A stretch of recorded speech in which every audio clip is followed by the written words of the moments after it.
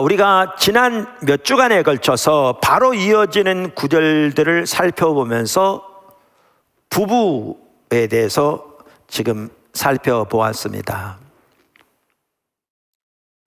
그래서 하나님께서 아내에게 주신 특별한 명령을 2주에 걸쳐서, 하나님께서 남편에게 주신 특별한 명령을 또한 2주에 걸쳐 살펴보았는데, 오늘은 이어서 그럼 우리가 어떻게 그 삶을 살 수 있는가라는 것이지요. 그 삶을 사는 그 길이 오늘 본문에 제시되어 있는데, 그게 18절에 있는 말씀입니다. 다시 말하면 오직 성령으로 충만함을 받으라는 것입니다. 그러니까 우리가 여러 번 살펴본 대로 21절부터 시작해서, 즉 그리스도를 경외함으로 피차 복종하라 이렇게 말씀하시면서 이제 아내에게, 남편에게 말씀하셨잖아요. 그런데 이 구절이 어디까지 연결된 걸 볼 수 있느냐 하면 18절 오직 성령으로 충만함을 받으라, 이 구절까지 연결되어 있는 걸 볼 수 있습니다. 그러니까 헬라 원어를 보면 이게 명확한데요, 이 구절에서 명령문은 지금 말씀드린 대로 18절에 오직 성령으로 충만함을 받으라는 문장입니다. 이건 하나님의 명령입니다. 또 현재형입니다. 그러니까 하나님의 명령이란 말은 반드시 우리가 그렇게 살아야 한다는 것이죠. 다른 말로 하면 우리가 해야 할 부분이 있는 겁니다. 우리가 아무것도 하지 않아도 그저 저절로 성령이 충만한 삶이 된다면 하나님이 구태여 우리에게 오직 성령의 충만함을 입으라고 명령할 필요가 없겠죠. 그래서 이게 명령문이라는 말은 우리가 해야 할 부분이 반드시 있다는 겁니다. 그리고 현재형이란 말은 지속적으로 그렇게 하기를 힘쓰라는 것이지요. 그런데 동시에 성령의 충만함을 받으라는 말은 수동태입니다. 그러니까 우리가 우리 임의로 성령에 충만할 수 없습니다. 하나님께서 우리를 성령으로 충만케 채우셔야 합니다. 그래서 하나님께서 우리를 채우시기를 사모하고 우리는 우리가 그렇게 하기를 위해서 힘쓰라는 구절이 오늘 본문에 나오는 명령입니다. 자, 이 구절이 명령문이고요. 그 다음에 우리말 번역에 4가지 또 명령이 나오도록 돼 있잖아요. 그런데 이거 보면 별도의 명령문이 아니라 성령의 충만함을 받으라는 이 명령문에 연결되는 분사들입니다. 그러니까 다시 말하면 성령의 충만함을 받을 때 나타나는 열매라고 볼 수 있습니다. 혹은 나타나는 결과라고 볼 수 있습니다. 그 중에 하나가 뭐냐 하면 그리스도를 경외함으로 피차 복종하는 것이고, 그 자세로 아내에게, 남편에게 이렇게 하라고 하나님께서 명령하고 있는 것입니다. 그래서 우리가 부부 사이에서도 하나님께서 명령하신 대로 서로 순종함으로 부부 사이가, 가정이 하나님이 의도하신 결혼과 가정이 되어지고 그곳에 하나님이 예비하신 은혜와 생명이 넘치는 그러한 결혼과 가정이 되려면 그 핵심적인 비결 중에 하나가, 거슬러 올라가면 부부가 모두 성령의 충만함을 받는 것입니다. 그래서 우리가 하나님께서 아내에게 명령하신, 하나님께서 남편에게 명령하신 명령에 순종하여 하나님이 의도하신 결혼과 가정이 되도록 힘쓰되, 한편으로 우리는 무엇보다 우리 각자가 성령에 충만하기를 힘써야 합니다. 그래야 이 모든 것들이 하나님의 은혜로 잘 되어질 줄로 믿습니다. 그래서 오늘은 그 부분을 살펴보려고 하는데요,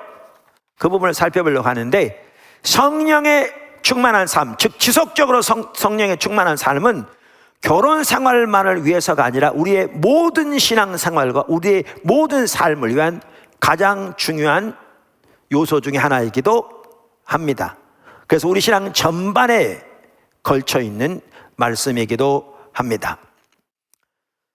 자, 성령의 충만함을 받는다, 성령 충만한 삶, 이 부분만 하더라도요 주제가 큰 주제입니다. 제 책 기초성경국 3권에 보면 한 단원 전체를 성령의 한 삶에 대해 다뤘습니다. 지난번 컨퍼런스 때 여기에 나와 있는 내용들을 중심으로 해서 살펴보면서 하나님께서 정말 귀하게 함께 하시는 좋은 시간이었던 것을 여러분도 기억하고 있습니다. 그래서 그 부분을 다 살펴볼 수 없고요, 성령의 충만함을 받는 삶을 위해 중요한 두 가지만 오늘 살펴보려고 합니다. 특별히 포도나무 교회 지금 현 상황에서 저는 이 부분이 아주 중요한 두 부분이라고 확신합니다. 그래서 두 가지만 오늘 살펴보려고 합니다. 첫째, 말씀에 충만해야 합니다. 말씀으로 충만해야 합니다.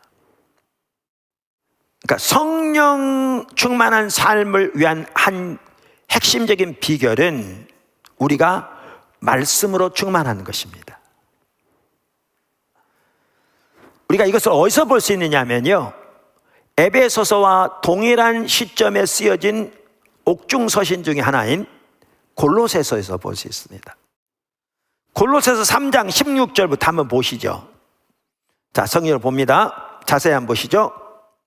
그리스도의 말씀이 너희 속에 풍성히 거하여 모든 지혜로 피차 가르치며 권면하고 시와 찬송과 신령한 노래를 부르며 감사하는 마음으로 하나님을 찬양하고 또 무엇을 하든지 말이나 일이나 다 주 예수의 이름으로 하고 그를 힘입어 하나님 아버지께 감사하라. 아내들이여 남편에게 복종하라. 이는 주 안에서 마땅하니라. 이제 그리고 쭉 이어집니다. 자, 여기 보시면 여러분 뭘 볼 수가 있습니까? 에베소서 5장과 정확하게 같은 내용을 말하고 있습니다. 정확하게 같은 내용을. 그러니까 에베소서 5장에서는 우리가 오늘 본 것처럼 오직 성령의 충만함을 입으라 그래 놓고선 이제 그 열매들 결과들을 쭉 나열하면서 부부 사이까지 연결됩니다. 그런데 여기 내용들을 보면 정확하게 같은 내용들입니다. 골로새서에는 모든 지혜로 피차 가르치며 권면하고 하는 게 에베소에는 없이 추가되어 있는 이런 아주 소수의 부분만 다를 뿐이지 정확하게 같은 내용이, 그리고 아내와 남편의 관계까지 연결되어지는 정확하게 같은 내용이 기록되어 있는데, 골로새서에는 뭘로 시작하느냐 하면 그리스도의 말씀이 너희 속에 풍성히 거하게 하라, 이것부터 시작합니다. 그러니까 이 똑같은 옥중서신인 이 에베소 5장과 골로새 3장을 딱 비교해 보면 정확하게 같은 내용을 말하면서 한 곳에서는 오직 성령의 충만함을 입으라 이렇게 명령하고 있고, 다른 곳에서는 그리스도의 말씀이 너희 속에 풍성히 거하게 하라 이렇게 명령하고 있고, 여기서부터 모든 게 시작되는 것을 볼 수가 있습니다. 그럼 이걸 보면 아주 중요한, 너무나 당연한 한 가지를 볼 수 있는데, 그것은 우리가 성령의 충만한 삶을 살려면 하나님의 말씀이 우리 속에 풍성히 거하게 해야 합니다. 아주 중요한 요소입니다. 너무나 당연하지만 아주 중요한 요소입니다. 사실 하나님의 말씀이 우리 속에 풍성히 거하는 것은 성령의 충만한 삶을 위해서만이 아닙니다. 우리 신앙의 모든 면에서 필수죠. 특별히 우리가 지난주에 하나님께서 결혼을 세우신 목적 중에 하나가 영적 성숙이라는 것도 살펴봤잖아요. 그러면서 우리가 지난주에 에베소 5장 25절에서 27절에서 이 구절을 보았는데, 다시 한번 그 구절을 보면 남편들아 아내 사랑하기를 그리스도께서 교회를 사랑하시고 그 교회를 위하여 자신을 주심같이 하라. 이는 곧 물로 씻어 말씀으로 깨끗하게 하사 거룩하게 하시고 자기 앞에 영광스러운 교회에 세우사 티나 주름 잡힌 것이나 이런 것들이 없이 거룩하고 흠이 없게 하려 하심이라. 우리가 지난주에 살펴본 대로 특별히 26절 27절을 보면 우리가 알 수 있듯이 하나님은 결혼의 목적을 영원한 신랑 대신 어린 양과의 혼인 자체와 연결시키고 있다는 거죠. 너무나 놀라운 일이죠. 너무나 놀라운 일이죠. 엄청난 얘기입니다. 그래서 하나님은 결혼을 통해 부부가 그 어린 양의 혼인잔치의 날을 향해 그리고 그곳에 이르도록 준비되도록 서로 빚어질 뿐만 아니라 서워지도록 결혼을 제정하셨다는 겁니다. 그래서 이 구절에서 명확하게 볼 수 있는 한 가지가 하나님이 결혼을 세우신 목적 중에 하나가 영적인 성숙인 것이죠. 그래서 지난주에도 팀 켈러 목사님의 얘기를 제가 인용했었는데 그분도 이렇게 말합니다. 그렇다면 결혼의 목적은 무엇인가? 서로 도와 장차 영광스러운 자, 곧 하나님이 마침내 이루실 새로운 피조물이 되기 위해서다. 이미 새로운 피조물이 되었습니다. 여기서 말하는 새로운 피조물은 주님이 오실 그날에 완성될 그 새로운 피조물을 지금 얘기하고 있지요. 남편과 아내가 함께 바라볼 목표는 하나님 나라의 보좌, 그리고 장차 얻게 될 티도 흠도 없는 거룩한 인성이다. 이보다 더 강력한 공동의 목표가 또 있을까 싶다. 자, 이와 같이 결혼에 있어서도 하나님이 결혼을 세우신 한 가지 목적이 영적 성숙인데, 우리 대부분의 성도들은 이미 지난주 설교를 다 들으셨기 때문에 혹시 안 들으신 분들은 인터넷 설교가 올라가 있습니다. 목적인데, 이것을 위해서도 하나님의 말씀이 우리 속에 거하는 것은, 풍성에 거하는 것은 핵심적이고 필수적인 요소이죠. 그래서 성령 충만을 위한 한 가지 중요한 길은 하나님의 말씀이 우리 속에 풍성히 거하는 것입니다. 자, 큰 두 번째입니다. 두 번째, 늘 성령께 열려져 있어야 합니다. 성령의 충만함을 지속적으로 입기 위해 우리에게 중요한 한 가지는 늘 성령님께 열려져 있는 것입니다. 다시 말하면 늘 성령님을 의식하는 것입니다. 성령님을 의식하는 것입니다. 이와 관련해서 중요한 성경 구절이 데살로니가전서 5장 16절 18절입니다. 항상 기뻐하라. 쉬지 말고 기도하라. 범사에 감사하라. 이것이 그리스도 예수 안에서 너희를 향하신 하나님의 뜻이니라. 우선 이 말씀은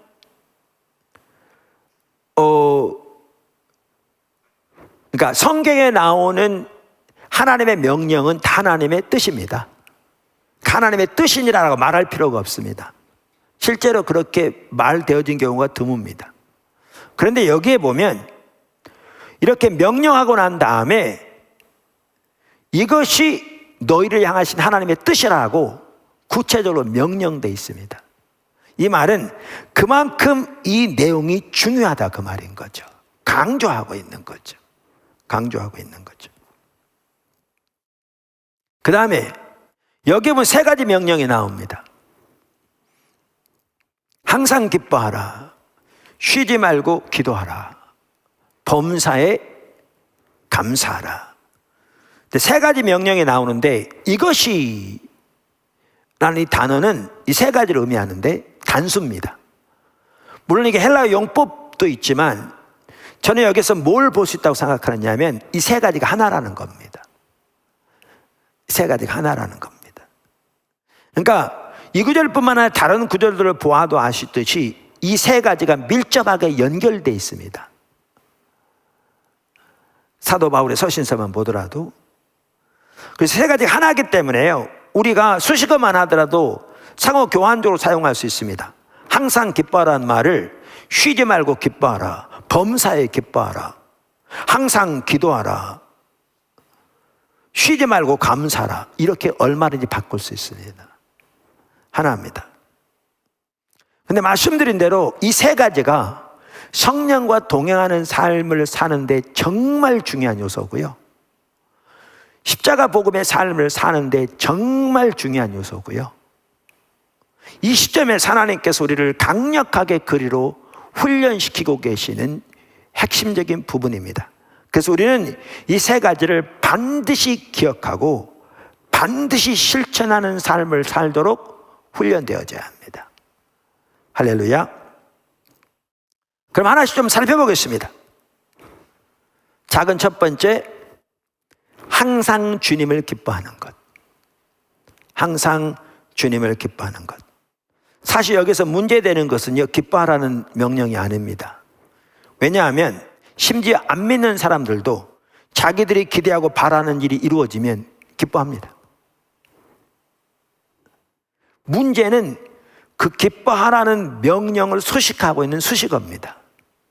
항상 기뻐하라는 것입니다. 다시 말하면 모든 일에 기뻐하라는 것입니다. 다시 말하면 쉬지 말고 기뻐하라는 것입니다. 이 말은 기뻐하는 인위적인 감정을 불러일으키란 말이 전혀 아닙니다. 그럼 어떻게 우리 환경은 항상 우리가 원하는 대로, 우리가 바라고 기대하는 대로 되어지지 않는 경우가 많은데 항상 기뻐할 수 있는가? 그러니까 우리의 기쁨의 요인이 세상에 있는 것이면 우리는 절대로 항상 기뻐할 수 없습니다. 그러나 우리의 기쁨의 요인이 주님과 주님 안에 있는 것일 경우에는 우리는 어떤 환경 가운데서도 항상 기뻐할 수 있습니다. 특별히 주 안에서 기뻐하라, 이 말씀 속에는요, 주님을 기뻐하라, 그 말이 핵심적으로 들어있습니다. 그런데 우리가 어떤 환경 가운데서도 항상 주님을 기뻐하는 것, 이것이 우리 신앙의 본질이고요, 우리 신앙에서 가장 중요한 삶의 자세 중에 하나입니다. 삶의 자세 중에 하나입니다. 우리는 구약에서부터 이걸 잘 볼 수 있습니다.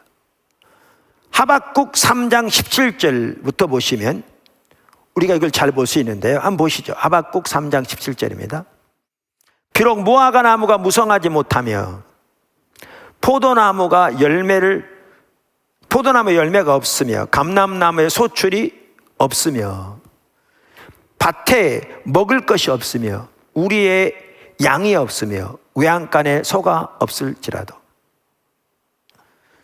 여러분, 그 시대가 농경사회인 거 아시죠?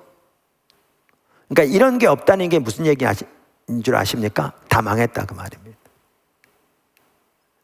지금 코로나 시대에 특별히 자영업 하는 분들이 많이 어려워하고 있습니다. 힘들어하고 있습니다.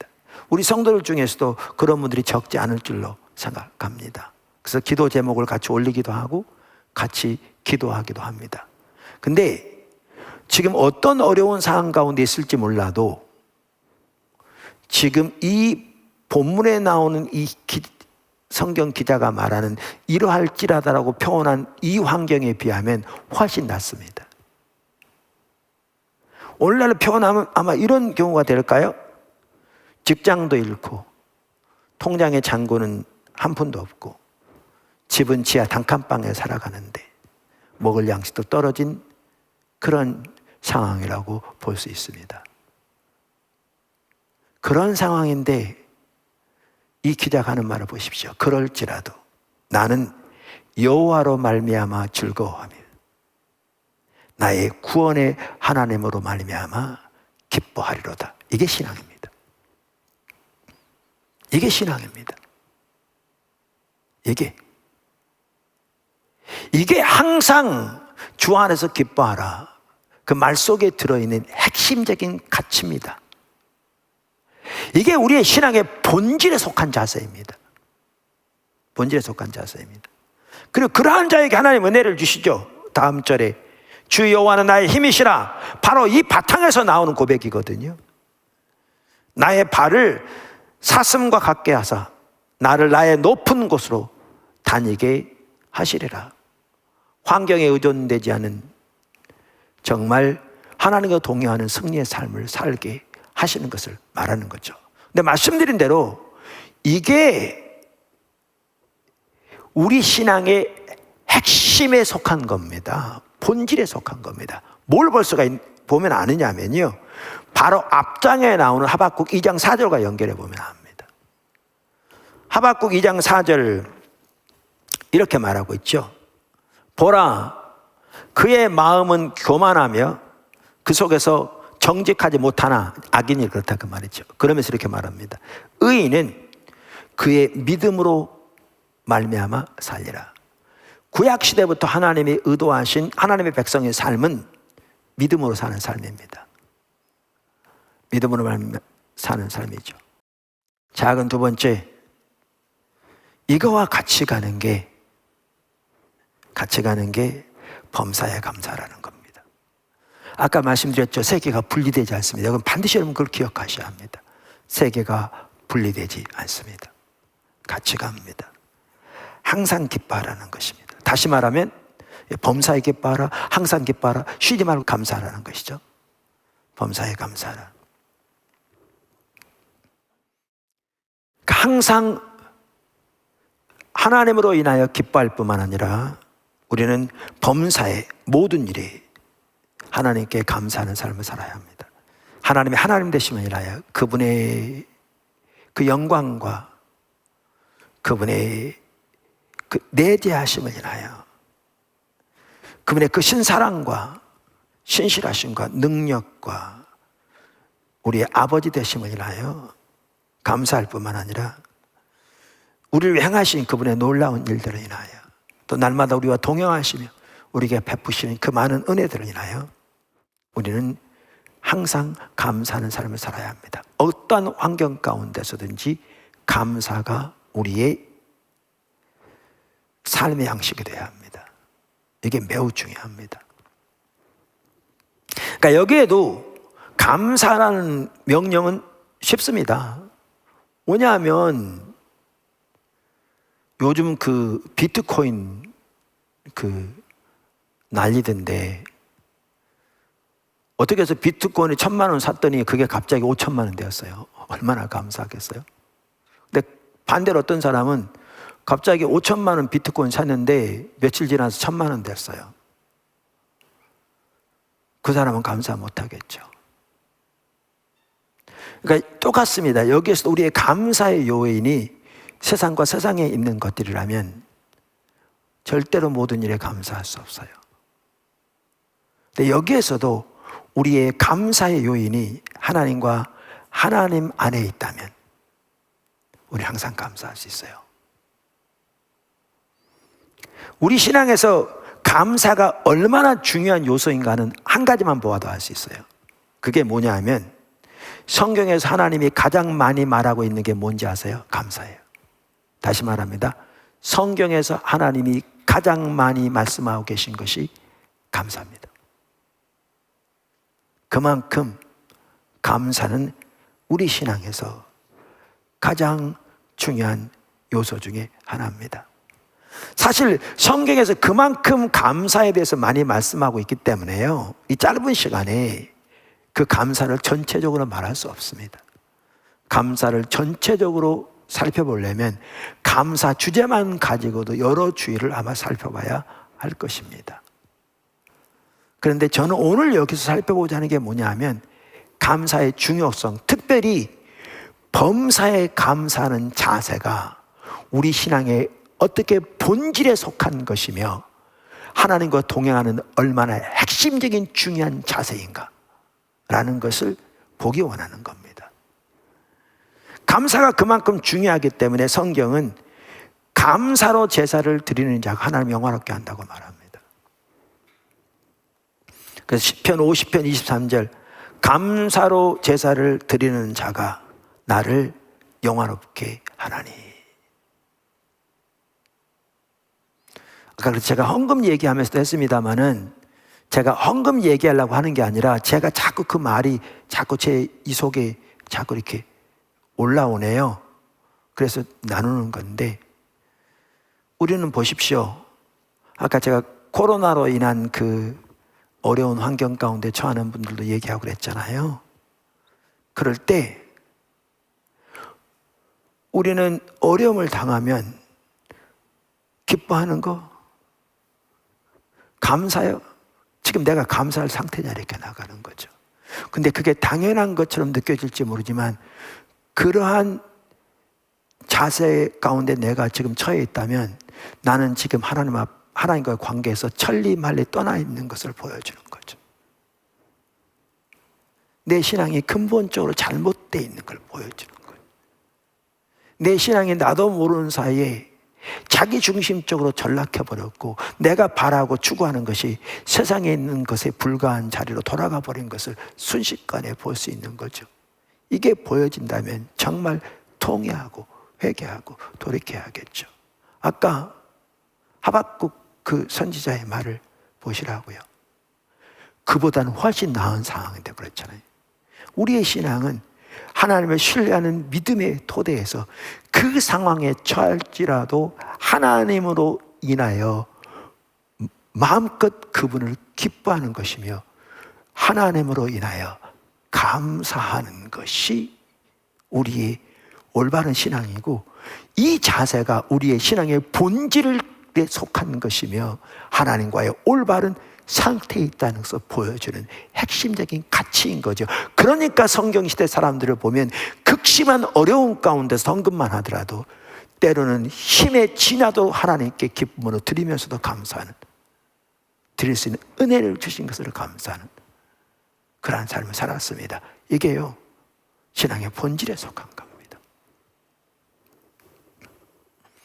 감사는 하나님을 인정하는 것이고, 감사는 하나님을 신뢰함으로 가능하고, 감사는 하나님을 찬양하는 것이며, 감사는 하나님과의 관계에서 필수적인 것입니다. 반면에 우리의 삶에서 감사가 식어지면 그래서 어떻게 되느냐? 우리의 마음이 굳어지고요, 하나님과 다른 사람에 대한 우리의 사랑은 식어지고 우리의 신앙은 형식적이 됩니다. 지금 혹시 여러분들이 예배를 드려도 하나님에 대한 기쁨과 감격이 없고, 하나님의 말씀을 들어도 설레이는 기대감이 없고, 어떤 말씀이 내게 좀 부딪히면 짜증나고, 다른 사람을 볼 때에도 사랑하는 마음이 없고 섬기고자 하는 마음이 없고, 모든 신앙의 요소들을 말해도 모든 것이 귀찮고, 이런 상황에 있다면 여러분은 아마 전혀 감사하는 삶을 살고 있지 않을 겁니다. 감사가 여러분의 삶에서 사라져 있을 겁니다. 그게 신앙이 병들어 있다는 증거입니다. 감사를 회복하셔야 합니다. 그만큼 오늘 데살로니가전서 5장의 이 말씀은 중요합니다. 자, 세 번째, 쉬지 말고 기도하라. 이것 또한 중요합니다. 이게 연결돼 있습니다. 연결돼 있습니다. 여기서도 문제는 명령문이 아닙니다. 기도하라는 말이 아닙니다. 왜냐하면 우리가 평생 또 한번 기도할 수 있거든요. 하루 종일 아무런 기도도 안 하다가 식사 시간에 10초 기도할 수 있어요. 근데 문제는 뭐냐 하면 기도하라는 말에 붙은 수식어입니다. 쉬지 말고 기도하라는 거죠. 그러니까 항상 기도하라는 거죠. 범사에 기도하라는 거죠. 연결됐다고 그랬잖아요. 그러면 어떻게 항상 쉬지 않고 기도할 수 있습니까? 우리가 기도를 눈을 감고 하나님께 대해 집중적으로 구하는 것으로만 이해한다면 그렇게 기도할 수 없죠. 기도는 특별히 대화라고 그랬잖아요. 하나님과의 대화. 기도의 정의가. 이와 관련해서 한 중요한 구절이 저는 에베소 6장 18절이라고 믿습니다. 모든 기도와 간구를 하되 항상 성령 안에서 기도하고. 에베소 5장 17절 쉬지 말고 기도하라, 이 구절에 대해서 어떤 학자가 그 주석에서 이렇게 설명했더라고요. 기도의 본질은 입술을 여는 데 있는 것이 아니라 마음을 하나님을 향하여 여는 것이다. 자, 그러면 기도를 하나님과의 대화로 올바로 이해하고 이렇게 이해한다면 항상 기도하되 성령 아래서 하라고 한 걸 종합적으로 볼 때 지금 어떤 자세를 말하고 있는가 하면요, 우리의 영이, 우리의 마음이 항상 하나님께, 성령님께 열려져 있는 자세를 말합니다. 이게 정말 중요한 자세입니다. 그러니까 성령에 충만한 삶을 살기 위해, 하나님과 동행하는 삶을 살기 위해, 십자가 복음의 삶을 살기 위해 중요한 자세, 항상 하나님을 하나 기뻐할 뿐만 아니라 범사의 모든 일에 하나님께 감사할 뿐만 아니라 우리의 영이 항상 하나님께 열려져 있는 것, 이게 너무너무 중요한, 우리가 반드시 기억하고 실천해야 할 중요한 세 가지 자세입니다. 이게 하나님 앞에서. 자, 결론입니다. 오늘은 결론이 지금까지 설교한 내용을 종합적으로 하는 게 아니라 결론이 지금까지 설교한 또 다른 부분입니다. 결론입니다.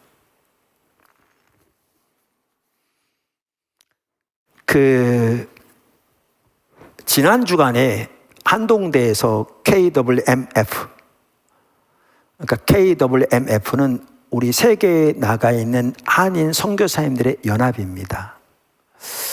우리 선교사님들을 위해서도 기도해 주십시오. 지금 현재도 한 남아공 선교사님도 코로나 걸려서 위중해서 에어 앰뷸런스로 한국에 왔는데 지금 위독한 상태에 있다고 기도 요청도 올라와 있고요.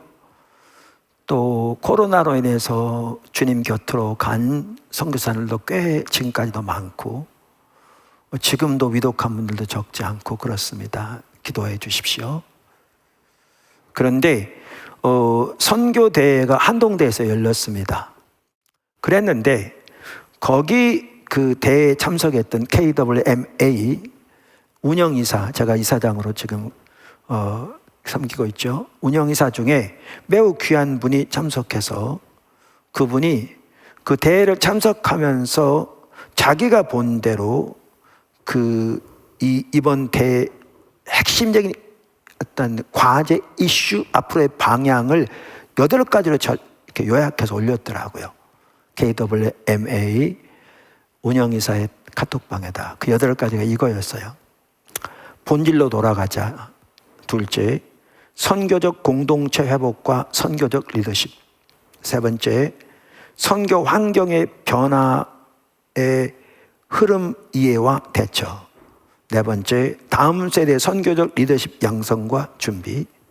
다섯째, 삶의 전 영역에서의 총체적 선교. 여섯째, 선교지 지역 및 문화 연구의 축적. 일곱째, 선교지 자립 선교 및 협력 선교 방안. 여덟째, 기독대학과 선교와의 연대 및 협력. 근데 제가 이걸 딱 보는 순간에 제가 왜 이걸 여기서 또 언급하고 여러분들도 우리 모임에서도 언급하고 그랬는데 제가 딱 보는 순간에 한두 개를 빼놓고는 하나님이 정확하게 이미 우리 가운데 인도하고 계신 부분이에요. 정확하게. 여기에 보면 한 예를 들어서 삶의 전 영역에서의 총체적 선교, 이게 정확하게 일터사역이고요. 그 다음에 선교지 자립 선교 및 협력 선교 방안, 이게 한 핵심이 비즈니스 애스 미션이고요. 정확하게 총체적으로 인도하고 계시는 부분이에요. 그래서 하나님께서 우리를 인도하고 계시되 매일의 예배 배움, 우리 기도 카드 여러분 인쇄해서 드렸잖아요. 새 영역에서 교회가 든든히 세워지는 게 정말 이 시점에 과제고, 저는 이게 포도나무 교회뿐만 이 나라 전체 교회가 그렇게 되는 것이 하나님의 뜻이라고 확신하는데, 하나님의 말씀에 기초해서 하나는 관계 중심 전도의 생활합니다. 이게 대이민영을 이루는 핵심적인 방법 중에 하나죠. 다른 하나는 전교인 선교사와 일터 사역 등을 통해서 모든 성도가 자기의 부르심의 분야에서의 소명을 발견하고 하나님 나라와 하나님 뜻을 위해 헌신되어지는 선교적 삶을 사는, 그러는 가운데 하나님께서 제 금년 안식월 기간에는 미 IMB 선교사님들이 오셔서 이 기초라는 책을 가지고 선교적 교회 내지는 선교사적 삶에 대해서 다루게 하시는 것이 저는 이 모든 부분이 이렇게 쫙 연결되어 있다고 봅니다. 그리고 하나님께서 오는 세대들과 세계를 예수님께로 인도하는 5세에 Y미션, T미션, K미션, NGCPP, 문화선교 아카데미 또 등등 이 아프리카 프로젝트, 권역별 프로젝트 등등 이 분야에서 이 부분들이 하나님께서 정확하게 우리를 인도해 가시는 부분인데 이것이 뭐를 통해서 되어져야 되느냐? 십자가 복음의 삶을 통해 되어야 되는 거죠. 그러는 가운데 밴쿠버에서만 하더라도 십자가 복음의 삶을 실질적으로 훈련돼주고 살아갈 수 있도록 때로는 돕는 그런 부분을 통해서 무장되어지도록 주님을 따라가도록 훈련시켜가는 이러한 상황 가운데 지금 하나님이 인도하신 거죠. 주님이 지금 강력하게 역사하고 계십니다. 그 한 핵심적인 훈련도 오늘 나누는 부분입니다. 오늘 나누는 부분. 핑계치 못하게 주님이 인도하고 계십니다. 모든 성도가 무장되어야 합니다. 모든 성도가 실제 그 삶 가운데 자라나야 합니다. 한 명도 예외 없이 그렇게 돼야 합니다. 더 이상 핑계치 마십시오. 다른 거 다 놔두고라도 오늘 데살로니가전서 5장에 나온 그 말씀 그대로 하고 있느냐고요. 거기서 천리발리 떠나 있으면서 무슨 얘기를 하려고 하십니까? 무슨 핑계를 대려고 하십니까? 무슨 자기중심적인 변호를 일삼으려고 하십니까? 무슨 환경을 핑계대며 무슨 여건을 핑계대며 하나님 찾지 않는 것을 정당화시키려고 하십니까? 돌이켜야 합니다. 하나님이 행하신 위대한 일 앞에 우리 모두가 겸손히 순복함으로 정말 무장되어지고 훈련되어지고 주님을 간절히 찾는 가운데 우리의 삶을 통해 십자가 복음의 삶이 열매로 나타나서 활성화되어져서 아까 말씀드린 관계중심전도의 생활화 5세에 전교인 선교사가 활발하게 일어나므로 이 시대에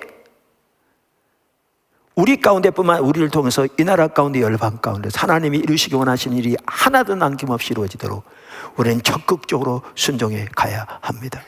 학자들을 모여서 전문적인 지식을 가지고 필요하다고 나누는 그 일들 거의 대부분 우리는 그렇게 연구하지 않았는데도 하나님의 성령께서 정확하게 지금 우리 가운데서 인도하고 계시는 부분들입니다. 그런데 지금 하나님께서 이 엄청난 위대한 일을 해가실 때 지금 우리를 공격하는 가장 큰 공격이 저는 이거라고 생각합니다. 그게 뭐냐? 세월을 빼앗게 만드는 겁니다. 이게 오늘 본문에 나온 얘기입니다.